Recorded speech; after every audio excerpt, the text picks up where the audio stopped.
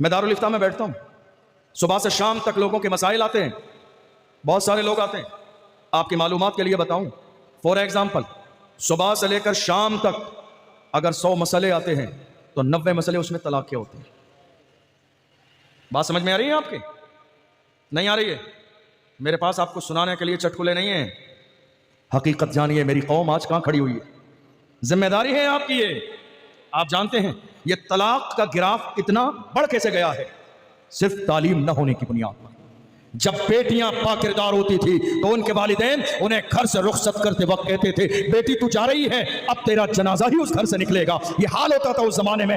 آج حال یہ ہے کہ خود بیٹیوں کو باغی کرنے والے خود اس کے والدین ہیں. مجھ سے آپ سوال کریں گے کہ جو اتنی طلاقیں آج کے زمانے میں ہو رہی ہیں اس کا ذمہ دار کون ہے، وجہ کیا ہے؟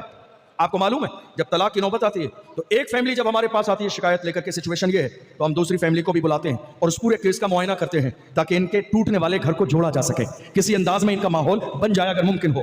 آپ کو معلوم ہے جب ساری باتوں کا معائنہ کیا جاتا ہے، میں آپ کو بتا رہا ہوں بڑی معذرت کے ساتھ سچی بات، جہاں تک میں نے دیکھا 90% بیٹیوں کا گھر بگڑوانے میں اگر ہاتھ ہے تو وہ لڑکی کی ماں کا ہاتھ ہے. 90%. بہت ساری مائیں اور بہنیں یہاں بیٹھی ہوں گی ہاتھ جوڑ کے، مجھے اپنی اولاد سمجھ کے معاف کریں لیکن حقیقت یہی ہے. بات سمجھ میں آ رہی؟ آپ کہیں گے وہ کیسے؟ اللہ کا قرآن کہتا ہے الرجال قوامون علی النساء، مرد عورت پر حاکم ہے، مرد حاکم ہے عورت پر.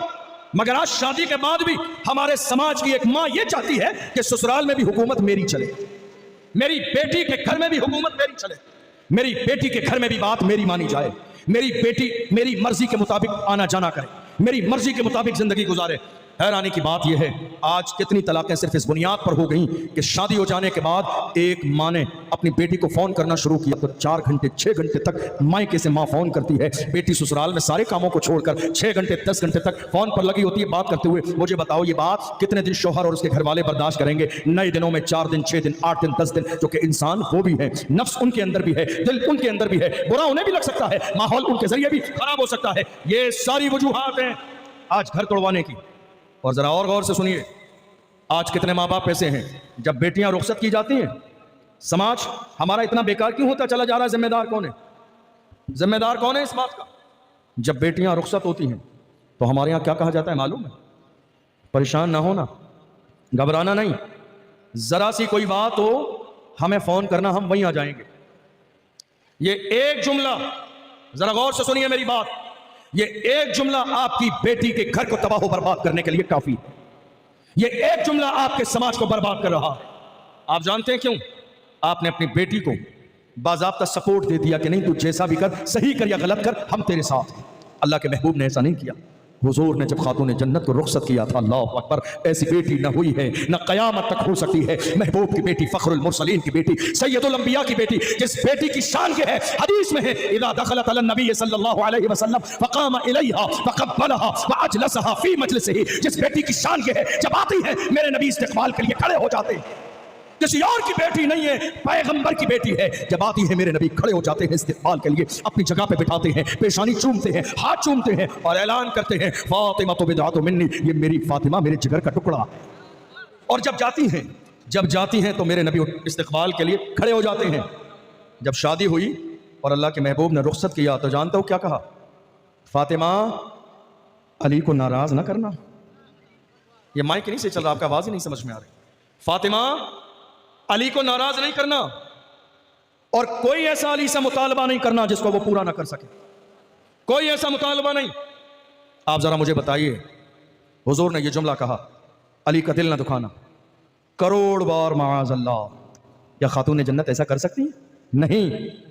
مگر میرے نبی نے یہ جملہ کہا دنیا کے قیامت تک کے آنے والے ہر باپ کو سکھانے کے لیے کہ بیٹیوں کو رخصت کرتے وقت تمہیں تنبیہ کس انداز میں کرنی ہے. خبردار شوہر سے جھگڑا نہیں کرنا، کوئی غلط بات نہیں کرنا. حضور فرما رہے ہیں اے میری بیٹی علی سے کوئی ایسا مطالبہ نہ کرنا جس کو علی پورا نہ کر سکے. حالانکہ علی کی شان سبحان اللہ، ان کے تو شہزادوں کا احسان ہے اسلام پر، ان کے شہزادوں نے اسلام ہم تک پہنچانے کے لیے خون جگر دیا ہے، تب جا کے اسلام کا درخت لہلہاتا نظر آتا ہے. مگر پھر بھی اللہ کے محبوب نے فرمایا اے میری بیٹی علی سے کوئی ایسا مطالبہ نہ کرنا جس کو علی پورا نہ کر سکے. ہمارے یہاں کیا کہا جا رہا ہے معلوم ہے آپ؟ جب خبر آتی ہے نا بیٹی سسرال میں کام نہیں کر رہی ہے، ذرا دھیان سے سنیں میری مائیں بھی بہنیں بھی، جب ہماری بیٹی سسرال میں کام نہ کرے اور خبر دی جاتی ہے حالات ایسے ہیں तो घर वाले क्या कहते हैं मालूम है? बड़े बाप की बेटी है, बड़े बाप की बेटी, बड़े बाप की बेटी है, बड़े बाप की बेटी। अरे बेवकूफ, तूने 10 लाख कमा लिया, तू बड़ा बाप है? तूने जरा अच्छा घर बना लिया, बड़ा बाप है?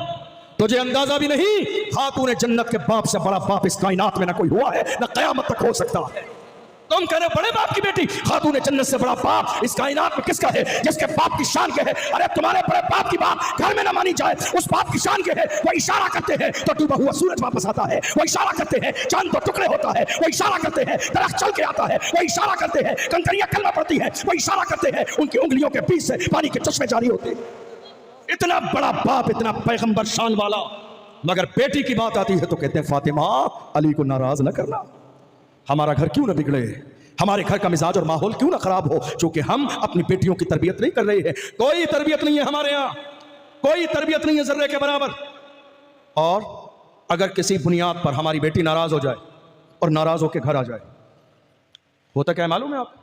दामाद आया बुलाने के लिए 10 बार, मगर अफसोस कि ये हमारी माओं की नाक का मसला है जो 10 बार दामाद बुलाने के लिए आ गया मगर भेजने के लिए राजी नहीं। क्या कहा जा रहा है मालूम है? और आने दो, नाक रगड़ने दो इसे दरवाजे पर, जब 20 बार आएगा तो इसकी अकल ठिकाने लगेगी। मैं ये बात इसलिए कह रहा हूं क्योंकि दारुल इफ्ता के हालात मुझे मालूम है, कितने घर टूट रहे हैं आपको अंदाजा नहीं। आपको सिर्फ आपके घर की खबर है, एक मस्जिद के इमाम को पूरी कौम की फिक्र होती है और पूरी कौम की खबर होती है। मालूम है आपको? 20 बार वो बुलाने आ गया, भेजा नहीं, लेकिन 20 बार आने के बाद उसकी भी अपनी एक इज्जत है। वो लड़की उसके दिल से उतर गई, कसम खा ली अब जिंदगी में कभी इसके दरवाजे पे बुलाने नहीं जाऊंगा। अब जब वो बुलाने नहीं आया, 2 महीने 3 महीने गुजरे, अब इन्हें तलाश है कोई तावीज करने वाला बाबा मिल जाए कि दामाद को तावीज करके हमारे दरवाजे पे बुलाया जाए।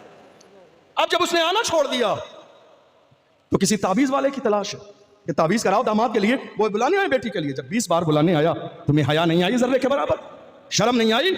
तुमने अपनी बेटी को घर पे बिठा लिया। और बड़ी बेवकूफ़ है हमारी वो बेटियां, अल्लाह अकबर, जिन्हें अपना फ्यूचर नजर नहीं आता है, मुस्तकबिल नजर नहीं आता है। मैंने तो एक बेटी ऐसी भी देखी है जिसकी माँ और बाप ने उसका घर बिगड़वा दिया, ला के रख लिया, नहीं ससुराल नहीं जाना है, इसको दामाद को थोड़े दिन परेशान करना है। दामाद से भी बिगाड़ ली बात, और इधर थोड़े दिन के बाद माँ और बाप दोनों का इंतकाल हो गया। अब वो बेटी तो बीच में खड़ी रह गई, ना खुदा ही मिला, ना विसाले सनम, ना इधर के रहे ना उधर के रहे। अब ये जो भाई है घर में रखने के लिए तैयार नहीं, भाभी है वो खाना खिलाने के लिए तैयार नहीं, तब जाकर रो रही है काश मेरे अपने शौहर के घर 4 बातें सुन ली होती। इसलिए कि बेटी की अगर इज्जत है तो मायके में नहीं ससुराल में है, चाहे भूखी रहे, प्यासी रहे, परेशान रहे, या सोने का लुकमा खाए या बिल्कुल दाल से रोटी खाए, फटा लिबास पहने, मगर बादशाह भी ऐसा नहीं है जो अपनी बेटी को मायके में रख सकता हो।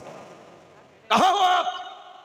जिंदगियां बर्बाद हो रही हैं, घर बर्बाद हो रहे हैं, समाज तबाह बर्बाद हो रहा है।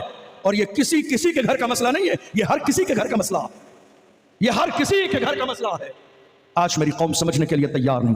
याद रखिएगा, मैं आपके सामने बहुत लंबी चौड़ी हाई फाई बात कर दूं, आप सुन के सुभान अल्लाह माशाअल्लाह करके चले जाएंगे, लेकिन रिजल्ट क्या आएगा, नतीजा क्या आएगा? नहीं, ये जलसे इसलिए किए जाते हैं ताकि हम अपनी ज़िंदगी को इस्लाम के दायरे में गुजारें, हुजूर की सुन्नत के मुताबिक गुजारें, पैगम्बर आज़म सल्लल्लाहु अलैहि वसल्लम के बताए हुए रास्ते के मुताबिक गुजारें।